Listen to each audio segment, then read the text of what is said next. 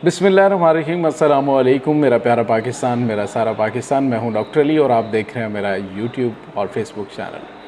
नाज़रीन, बहुत बड़ी बड़ी ख़बरें हैं वो हम आपके साथ शेयर करेंगे। ख़ास तौर पर जो बड़ी ख़बर है वो पाकिस्तान तहरीक इंसाफ के चेयरमैन इमरान ख़ान के हवाले से, चूँकि इस वक्त पाकिस्तान के अंदर सियासी दर्जा हरारत काफ़ी ज़्यादा बढ़ा हुआ है। ऐसे में सऊदी अरब के प्रिंस और वज़ीर आज़म शहज़ादा मोहम्मद बिन सलमान पाकिस्तान का दौरा करने जा रहे हैं। ये दौरा किस नौइयत का है और इसकी वजह से पाकिस्तान की सियासत में क्या हलचल मच चुकी है, इस पर भी तफसीलन बात करेंगे। और कितनी देर के लिए आएंगे, कब तक आएंगे, इसकी भी तफसीलात आपको बताएंगे। और इसके साथ ही इससे जुड़ी हुई कुछ ख़बरें हैं वो भी आपके साथ शेयर करेंगे। दूसरी जानिब पाकिस्तान की सुप्रीम कोर्ट के जो चीफ़ जस्टिस हैं उमर अता बंदयाल साहब, उन्होंने डंडा उठा लिया है। उन्होंने कुछ अहम लोगों की फ़हरिस्तें तलब कर ली हैं। उन्होंने कहा है कि उन लोगों को बिल्कुल कोई रियायत नहीं दी जाएगी। पाकिस्तान तहरीक इंसाफ के चेयरमैन इमरान ख़ान की दरख्वास्त पर जो है वो कौमी एहतसाब ब्यूरो यानी कि नैब में तरमीम के ख़िलाफ़ जो दरख्वास्त है उसकी समाअत की गई है, उसका अहवाल भी आपके साथ शेयर करेंगे। वीडियो की तफसील में जाने से पहले हमारे चैनल को सब्सक्राइब कर लीजिए और बेल आइकन को ज़रूर दबा दीजिएगा ताकि हमारी आने वाली वीडियो सबसे पहले आप तक पहुँच सकें। नाज़रीन, इस वक्त पाकिस्तान की जो सियासत है उसके अंदर बहुत ही गैर मामूली जो है वो हलचल नज़र आ रही है। ख़ास तौर पर इमरान ख़ान के हवाले से, इमरान ख़ान की टीम के हवाले से, जहाँ पे मुख्तलिफ़ फ़ैसले दिए जा रहे हैं वहाँ पे तनकीद भी हो रही है, तारीफ़ भी हो रही है। और इसके साथ साथ इमरान ख़ान के जो दस्ते रास्त हैं शाह महमूद कुरैशी, उनको भी जुडिशल रिमांड पर जेल भेज दिया गया है। और जो जज हैं एहतसाब ब्यूरो के, जिन्होंने जो हसनात साहब हैं जिन्होंने इमरान ख़ान का जुडिशल रिमांड दिया, उन्होंने ही शाह महमूद कुरैशी को भी जेल में भेजा।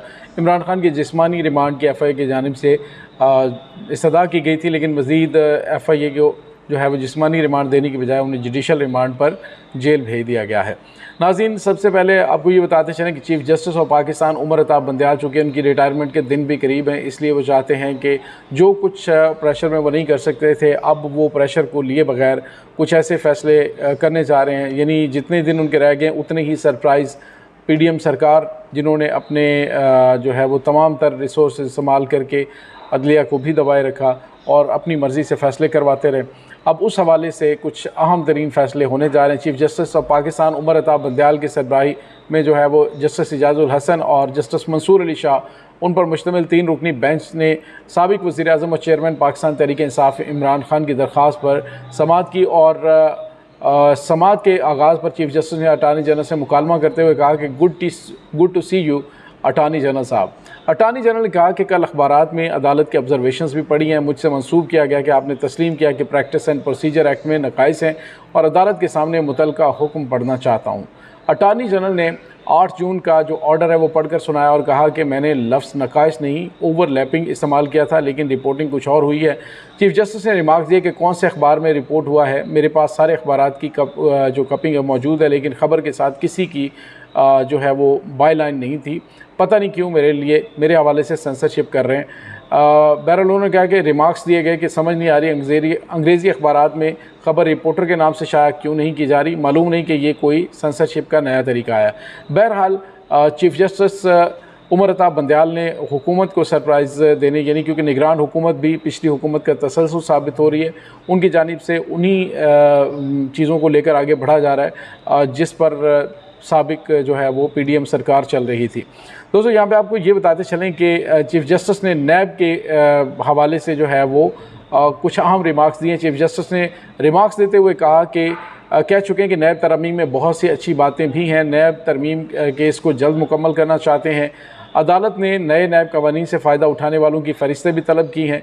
चीफ़ जस्टिस ने हदायत दी कि नैब तरमीम के बाद कितने केसेस अदालतों से वापस हुए, फ़हरिस्त फराहम की जाए। और एक फ़हरिस्त नैब जमा करवा चुका है, लेकिन उसे मज़ीद अपडेट करने की ज़रूरत है, उसे अपडेट करके दोबारा जमा करवाएँ।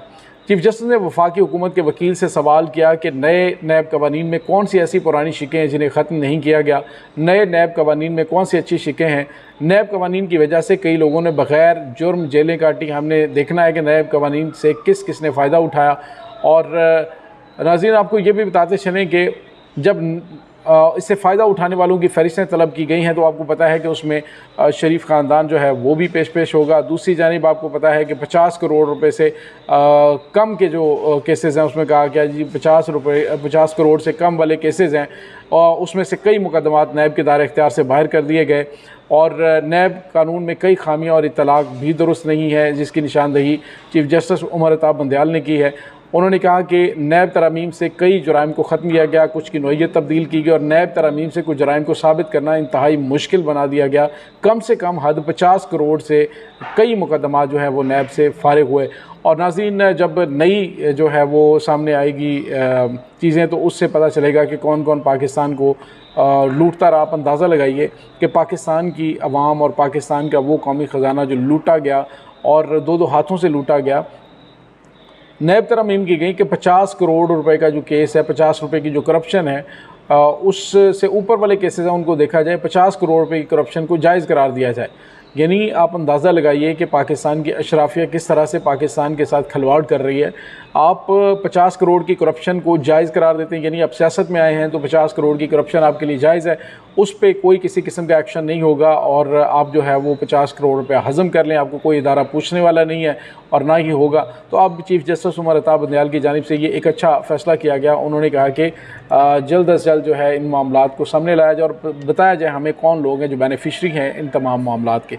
दूसरी जानिब एक बड़ी ब्रेकिंग न्यूज़ सामने आ रही है, वो ये है कि सऊदी अरब के वली अहद और वज़ीर आज़म शहज़ादा मोहम्मद बिन सलमान दौरा पाकिस्तान के लिए आ रहे हैं और ये दौरा पाकिस्तान जो है वो स्पेसिफ़िक पाकिस्तान का नहीं बल्कि वो G20 ममालिक का जो कॉन्फ्रेंस हो रही है भारत के अंदर उसमें शिरकत के लिए आ रहे हैं और इसमें वो पाकिस्तान में भी आएंगे और इत्तलात ये हैं कि शायद 4 से 6 घंटे के लिए 5-6 घंटे के लिए वो पाकिस्तान में आएंगे, पाकिस्तान के आर्मी चीफ से मुलाकात करेंगे, पाकिस्तान के निगरान हुकूमत के वज़ीर आज़म से मुलाकात करेंगे और सऊदी वली अहद की जानिब से जो ये दौरा किया जा रहा है इसमें ये पाकिस्तानी हुक्मरानों को एक चेहरा दिखाने के भी लायक है कि देखें दूसरे मुल्क में आ रहे हैं जिसके लिए कहा जाता है जी कि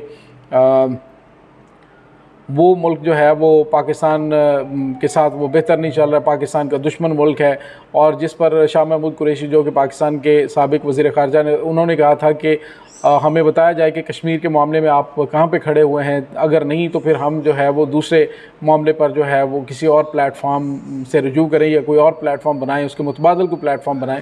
उसके बाद आपने देखा कि शाह महमूद कुरैशी को माज़रत करने के लिए कहा गया या फिर इस तरह की चीज़ें सामने आईं।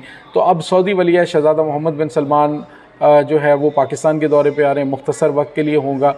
दोस्तों इसकी वजह ये भी है कि पाकिस्तान के जितने भी हुक्मरान हैं जब भी वो सऊदी अरब जाते हैं, सऊदी अरब ने हमेशा पाकिस्तान की हेल्प की है, लेकिन जब तक उनके मुफादात पाकिस्तान के साथ मुंसलिक थे, जब तक उन्हें पाकिस्तान से मतलब था, उस वक्त तक वो पाकिस्तान की मदद करते हैं और जब पाकिस्तान से उनको मतलब ख़त्म हो जाता है तो अमरीकी इशारों पर वो साइड पे हो जाते हैं। अब देखा आपने कि जब सऊदी अरब की जानिब से पाकिस्तान के बैंक में, स्टेट बैंक में पैसे रखवाए गए तो आम तौर पर जो शरह सूद होती है उससे ज़्यादा शरह सूद पे पैसे रखवाए गए।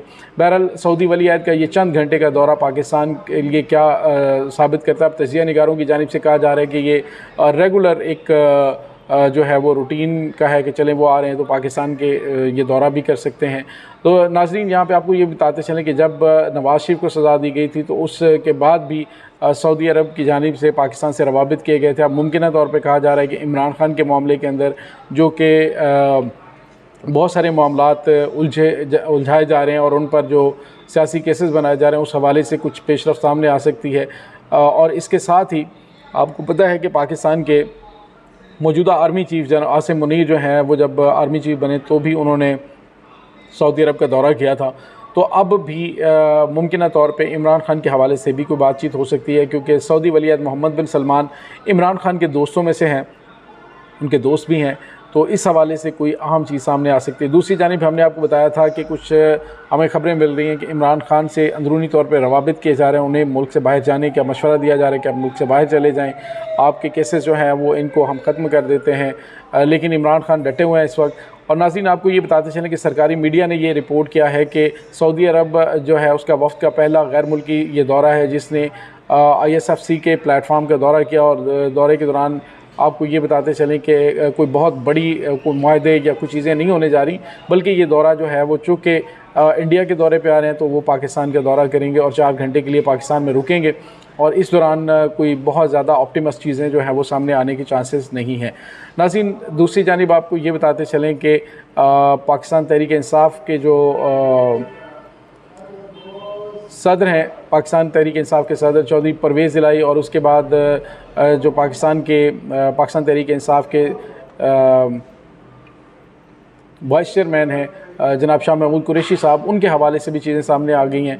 जिस तरह मैंने आपको बताया कि उन्हें FIA की जानिब से जिस्मानी रिमांड की इस्तदा की गई, लेकिन उसे मुस्तरद कर दिया गया और शाह महमूद कुरैशी साहब को भेज दिया गया जुडिशल रिमांड पर।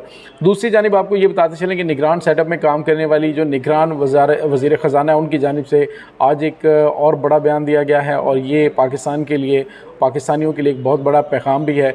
निगरान वज़ीर ख़जाना शमशाद अख्तर मलिक की जानिब से कहा गया कि पेचीदा मुआशी सूरत हाल मज़ीद उलझ गई हैं। उन्होंने कहा, मैं अब सोचती हूँ कि वज़ारत ख़जाना का ओहदा मैंने क्यों कबूल किया। उन्होंने कहा कि जी सेनेट की जो कायमा कमेटी का इजलास हुआ था, उस दौरान उन्होंने chairman committee senator Saleem Mandviwalla की ज़ेर सदारत ये जो है इजलास हुआ था। निगरान वफाकी वज़ीर जो है वज़ीर ख़जाना शमशाद अख्तर ने कहा कि मैं सोचती हूँ कि वज़ीर ख़जाना का ओहदा मैंने कबूल क्यों किया। IMF प्रोग्राम के साथ 2 तरफ़ा कर्ज़े जुड़े हुए हैं, सरकारी इदारों का नुकसान नाकाबिले बर्दाश्त हद तक बढ़ चुका है। उन्होंने कहा कि मुल्क की मईशत की बहाली के लिए IMF के अलावा इक़दाम की ज़रूरत है। डॉलर इनफ्लो कम और आउटफ्लो ज़्यादा होने के बायस रुपया प्रेशर में है और आइंदा मुंतखब हुकूमत को IPP से दोबारा बातचीत करनी होगी। यानी आप अंदाज़ा लगाइए कि नई जो हुकूमत आती है, नई हुकूमत आएगी तो उनके लिए मज़ीद मसाइल होंगे, पाकिस्तान मज़ीद मुश्किलात का शिकार हो सकता है। तो इस तमाम सूरत हाल के अंदर जो है वो पाकिस्तान आगे कैसे बढ़ेगा, ये बहुत बड़े बड़े सवालात हैं। और जो दावे किए जा रहे हैं कि पाकिस्तान तरक्की के रास्तों पे गामज़न हो जाएगा या पाकिस्तान क्राइसिस से निकल आया है, तो ये एक बहुत बड़ा सवाल है कि जब आपकी निगरान वज़ीर ख़जाना की जानिब से कहा जाए कि हम शदीद मुश्किलात में हम कुछ नहीं कर सकते। दूसरी जानिब खबर आ रही कि पेट्रोलियम मसनूआत की कीमतों में इजाफे की समरी भी भेज दी गई है। अगर ये बढ़ती है और बिजली की कीमतों में इजाफे के हवाले से भी चीज़ें सामने आ रही हैं, अगर वो होती हैं तो ये हालात किस तरफ जाएंगे, इस बारे में कुछ भी कहना कबल अज़ वक्त है। लेकिन अल्लाह ताला पाकिस्तान के हाल पर रहम करे। पाकिस्तानी हुक्मरानों को जो है वो होश करनी चाहिए कि इस वक्त हम कहाँ खड़े हैं और पाकिस्तान को कहाँ लेकर जा रहे हैं। अपना बहुत सारा ख्याल रखिएगा। डॉक्टर ई को इजाज़त दीजिए। अल्लाह वारिस।